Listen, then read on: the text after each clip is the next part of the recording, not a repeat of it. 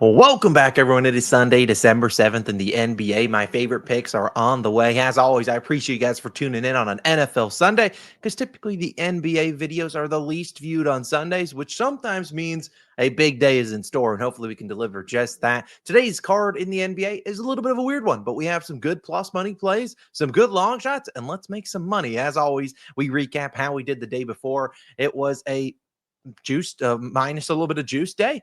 We cashed Miles Turner's under in points, which honestly was the most sweaty winner we've ever had. He scored 12 points in the first quarter. He didn't score a single point after that. We love that. I guess it balanced out with Julius Randle, our VIP play, as he scored basically half of his points from the free throw line, which was just tough. I wish the Clippers could at least made him earn it. But either way, a 1-in-1 day did subtract 0.1 unit from that long shot, 25 plus point parlay. But let's keep the line moving today. It's been a pretty good last few days. Let's have a great Sunday. And like I said, today's card a little bit weird, but as always, Sundays are a great day to make some money. Let's dive in to an under in threes long shot. Yes, we have an under in threes parlay. Here are five of my favorite guys under in threes: Jalen Brown and Sandro Mamushalevsky, however you pronounce his name. We have Peyton Watson, Santi Aldama, and Keontae George. If it does get to Keontae George, because all the other legs basically have already cashed by the time Keontae suits up at 8:10 p.m. Eastern time against OKC, I would maybe consider hedging, and maybe I will. I'll figure it out. I played this for 0.25 units.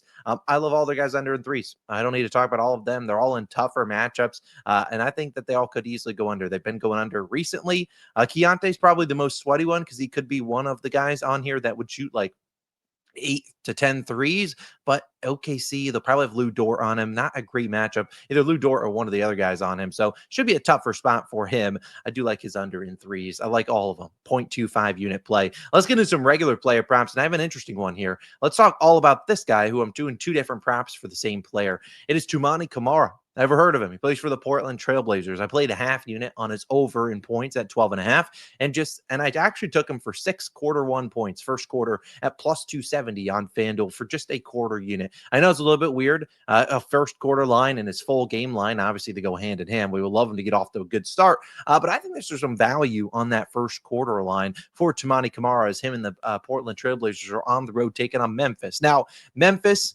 if we've talked with them before, they don't give up the most threes in the NBA. However, they pick and choose guys to give up threes to, and the guy that I believe they will choose today will be Toumani Camara. Why? Because I actually think he's the guy that Jaren Jackson Jr. defends. And as we talked about with our Harrison Barnes analysis from a few days ago, they sometimes when JJJ's guarding a guy, he doesn't actually guard him. He just wants to come down low into the paint, stop drives and stuff like that. And what happens? Wide open looks. That's what Harrison Barnes had all first quarter against him, all game. I mean, he made 7 threes in that game. Toumani Camara should be that guy for this Trailblazers team. Camara actually has 6 or more Q1 points in 11 of 23 games. So a pretty good hit rate. About 50% of the time, he's been hitting his over in points regardless. We saw last year in their only game at Memphis, we saw Camara score 7 points in the first quarter. He hit this line as well, scoring 15 plus. I think there's some value here on Camara. I know it's a weird player, a guy that we've never talked about again, but you got to pick and choose the guy that you think Memphis is going to leave open, the guy that JJJ guards, and I'd choose it to be Camara. I don't think it to be Shaedon Sharpe or Denny Avdia or any of those guys. I think Camara could be the guy that gets some open looks here.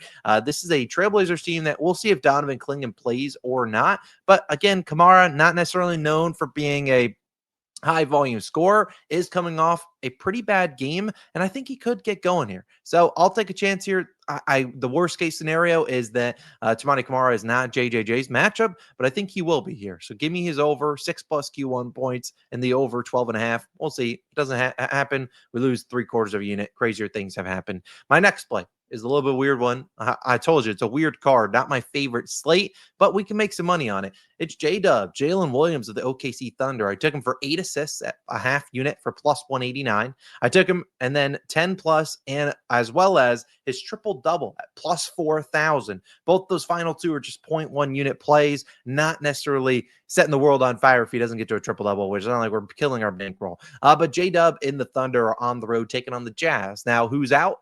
Shea Gilgeous-Alexander. He is out, I believe, with an illness today. And so someone's going to have to pick up the slack. While J-Dub might be able to pick it up scoring-wise, I don't think this is as good of a scoring matchup as it is facilitating for J-Dub, who's already had a game this season with 8 assists. He had 15 potential assists in that game. So, again, we've seen him do it before. Now he gets arguably the best possible matchup he can for lighting up the scoreboard, especially via the assists. I mean, J-Dub, does he have a triple-double in his career? No, he does not, but they have some guys out there that I think can help them out. Like, I forgot to mention, Lou Dort is not playing today, but guys out there like Casey Wallace, AJ Mitchell, Aaron Wiggins, they're shorthanded a little bit. I mean, they're down Shea, Lou Dort, Hartenstein, Caruso, and Isaiah Joe. So again, they're going to need some other guys in there, which is why I could see those guys deferring more towards J-Dub. And when they defer to him, I actually think he'll be able to set him up for some good open looks. Now, like I said, J-Dub does not have a triple level in his career, so the odds of him getting one to his first one today, unlikely, but crazier things have happened on a Sunday. J-Dub, and we've seen some other Thunder players like Jalen Williams, the other one, they've stat padded for triple-double when guys have been out. Jalen Williams feels like he could do that. I like the assists more than the rebounds, but if you told me at halftime, J-Dub, let's say he even had like 6 rebounds and 6 assists, he would probably try to stat pad in the second half. This is a game they should win, but could be tighter than people would expect. Crazier things have happened. Amen Thompson just flirted with a triple level a few games ago. J-Dub is certainly capable, especially, like I said, with all those guys out, Hartenstein and Lou Dort and SGA. Like, he can go in there if he gets lucky on the rebounds, which the Jazz play super fast. I could see him flirting with a triple double. I like the assists a lot. This is, like I said, one of the best matchups for assists. This is a Utah team that we know gives up arguably I don't know if it's the most or they're up there in the top most threes in the NBA, second most assists. So again, his last 3 games against Utah, 8, 4, and 4 assists. So the 4 is not going to get it done, but the potentials are there. 11, 11, and 12 potential assists his last 3 versus Utah. Again, all those games included SGA. Now there's no SGA. I know AJ Mitchell and those guys will pick it up, but you should see J-Dub be the number 1 guy, the guy to give it to when the shot clock's coming down or just to start the possessions. J-Dub will count on him. I think he can get it done. If he gets a triple-double, it'd be great to cash with him for his first ever triple-double. Now, my final play of the day will actually be an over in points and assists. It is a Dub Club exclusive play. Hey, it's my biggest play, actually. It's a 1-unit play. Like something stuck in my throat, but I do really like it. It's an over in points and assists. If you want to join, you certainly can. The link is down below. As I talk about the Dub Club all the time, you get exclusive picks, research tools, parlays, access to the Discord, early access to all the plays, including our ladder challenge and stuff, which we do have a ladder today in the NBA. Again, including to that Dub Club exclusive play today. You also get a couple more in the NFL, 3 more to be exact. So if you ever want to join, probably now's a good day. 50% off for your first month. The link is down below. Let's have ourselves a day. We have those J-Dub, the ladder. It's a weird card. I'll admit it's a weird one. When I looked at the board, and I could take a peek at it again real quick with you, it's just not my favorite game at all. Like Orlando and New York playing early. Cat is currently questionable. I don't really want to bet on that game until I know if Cat's playing or not. Then Boston, Toronto. Like, those are just 2 teams I don't really have a great track record. They're involved in the under and 3s parlay, but not a great track record there. Denver, Charlotte, LaMelo's out. I looked at Con Knipple points and assists if you want another one, but again, I'd rather not try to get in my bag and try to predict what the hell the Hornets are going to do. You just never know. And then Portland, Memphis, we kind of already talked about that one with Camara. Golden State, Chicago. Golden State on a back-to-back. Who the heck knows who they're playing? Chicago, maybe there's some value there. LA and Philly.